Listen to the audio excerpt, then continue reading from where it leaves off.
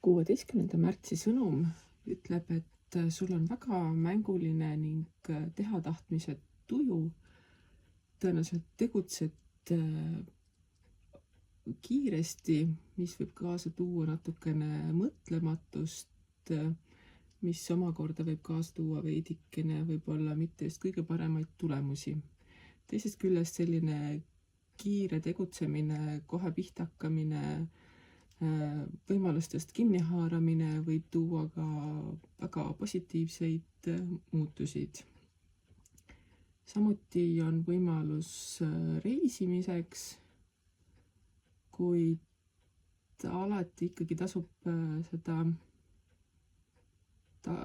tagataskus hoida mõtet, et kuidas asjad võivad muutuda hetkega.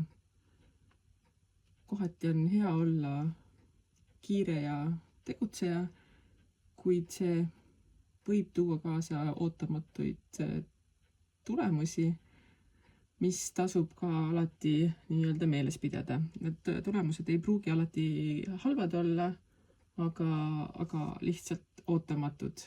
Selles mõttes on tähelepanelik olemine igati õigustatud.